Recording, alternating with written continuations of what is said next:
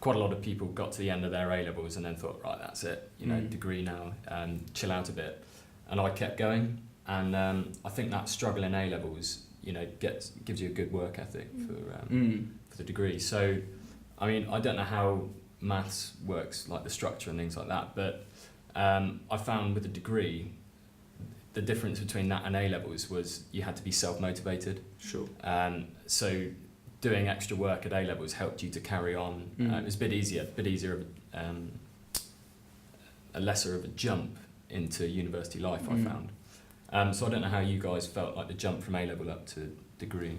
I found, again, similar to you, I took a gap year, so I was out of study for a year and did very little preparation, which I think in hindsight I'm very grateful for taking further maths because it meant that sort of I'd done... Yeah, like the earlier topics you're already aware of.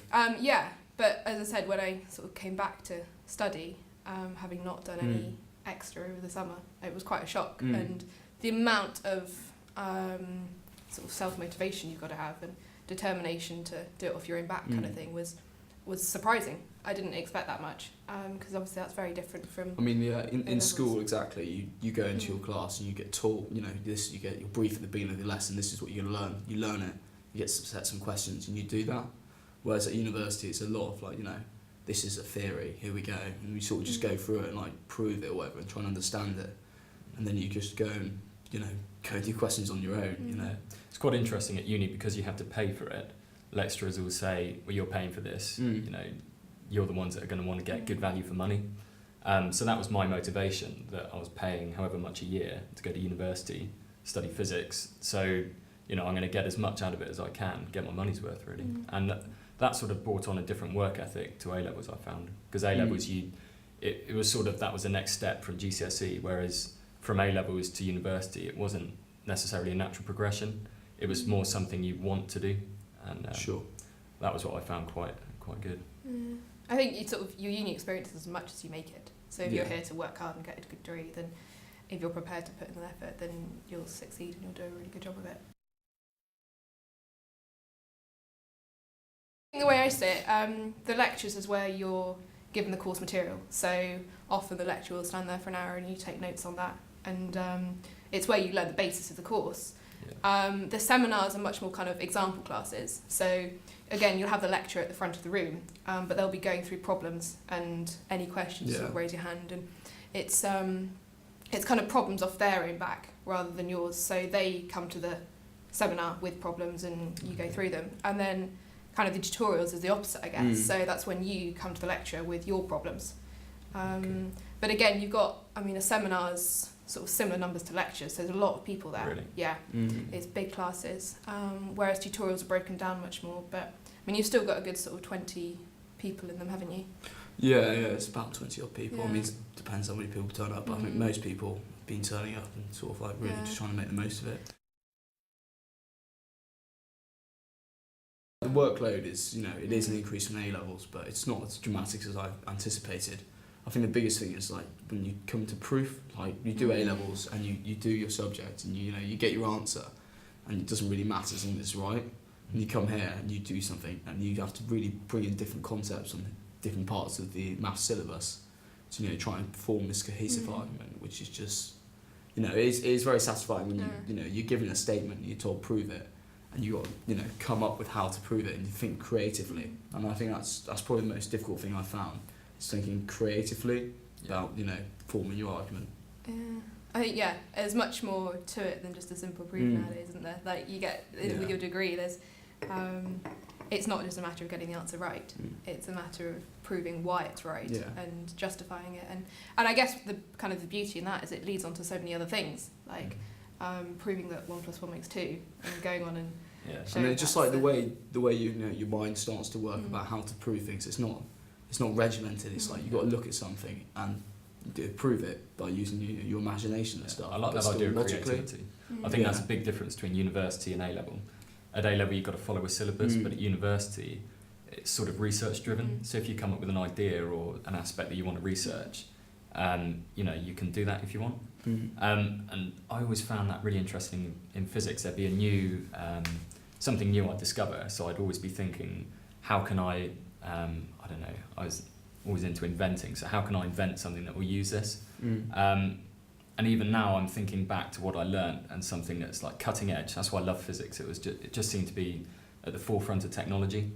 So I thought I was getting a real like cheeky insight into the future, and I'd be able to think, no one else knows about this. If I'm quick and I can think of a way we can use it, you can make Beat millions everyone from else, it. yeah.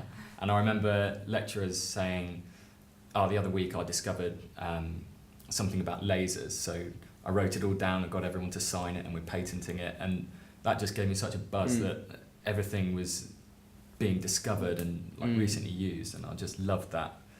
I don't know, being the first in the world to think of something. It's really cool.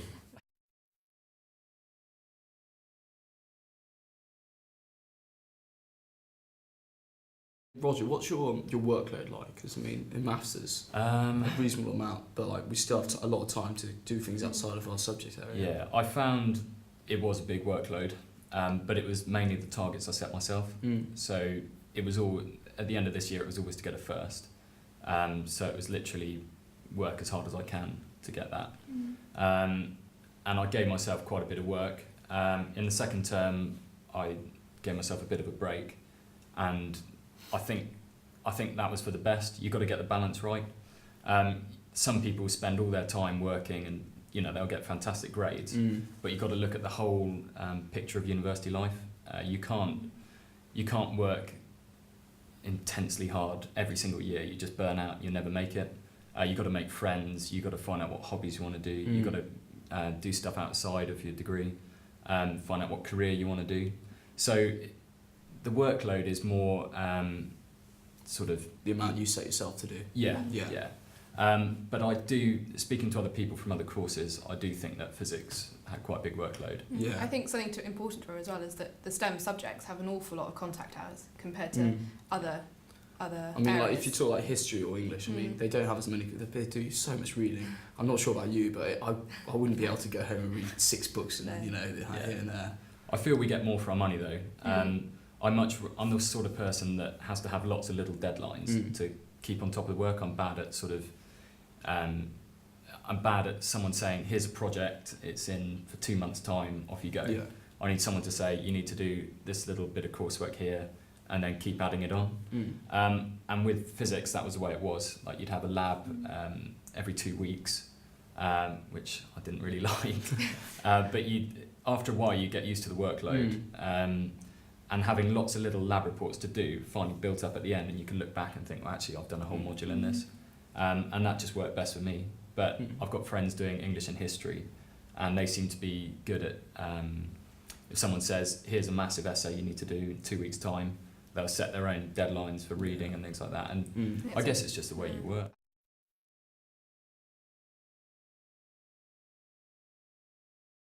I came to university not knowing anyone as well, and you've Sort got to of take went that for it, first term, you've got to take advantage of that first term, the fact that no one knows anyone else, and go out there and do as much as you can, and maybe do too much, so then you can scale it back in later terms. But in terms of societies, getting involved in sports, you should do as much people as you possible, make, just do everything you can to get out there and define your university experience. Yeah, exactly. I think that's a good word, define it, because everybody's got a different one. Yeah. And I think, what you make of it is, how you're going to be reflected on careers and stuff and your life in general afterwards. I think it's becoming more and more important nowadays that you've got more than just your degree. When you get to graduating and you finish your degree, what makes you sort of employable is the fact you've got more than just a 3-year maths degree or a 3-year physics degree. It's everything you do although around they are it. really, very strong subjects and very, a lot of, employers want them. They want more. They want, to demonstrate you can, write something like, when you're writing your projects. I mean, that's really useful. But with maths, you have to go off and do something else to show that you can write or, that you can work in a team. But then at the same time, I think what's great is that often university provides you with those extra things. So again, it's about going out there and making it your own. So you go and sign up to this and do that extracurricular thing. It's all there for you. It's just a matter of you taking advantage of it. Yeah, that's one of the exciting things I think about university. You turn up and you're this old person, and then you sign up to things you wouldn't normally sign up to. By the end of the year, you look back and think, I'm a completely different person. And it's all about, that's the exciting thing. You don't know who you'll be at the end of the year. And it's all about taking any opportunity you can. I think that really pays off. And just the skills you learn, you'd never think you'd learn them at the end of the year. But looking back to what I was like when I first turned up, I couldn't ring anyone on the phone or anything like that. It sounds ridiculous, but now like little things like that, and just being proactive, I think that's the main thing I've learned. Just go out there and do stuff. You'll make the most of Because it. you never know where it's going to take you.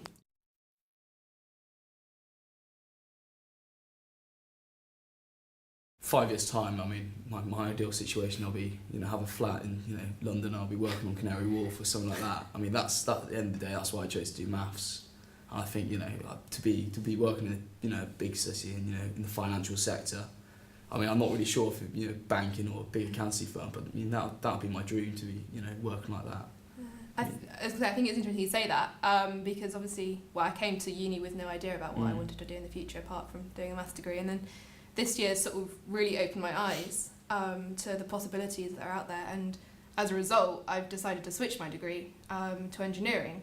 And it's not because I no longer want to do maths, it's quite the contrary really. I found a part of maths that I really love, and the applied side of it all, and the much more sort of engineering related side. So I haven't fallen out of love with maths, I've just sort of fallen in love with engineering, and as a result I've sort of taken a turn and going that way instead, with sort of the future looking like I'll be doing something much more focused on what I love about it. So yeah. What do you mean? What about yourself? Well, I've always wanted to be an engineer, sort of an inventor, and I chose physics because I thought that would give me 2 reasons really.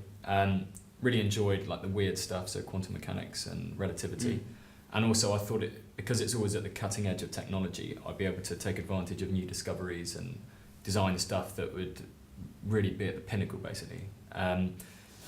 But getting to the end of the year, it seemed that everything was focused towards being a scientist and research and being a banker maybe. It was never really making something and holding something in your hands. And I used to spend holidays making stuff and in a workshop somewhere, always had to be making something. And that's what I missed. So I changed to engineering. I've done 2 years now. And I've got to be honest, I miss physics a bit, but engineering was definitely the right choice. I've never really looked back. The different channels that you can go down once you're here is just mind-boggling. You never know where you're going to end up.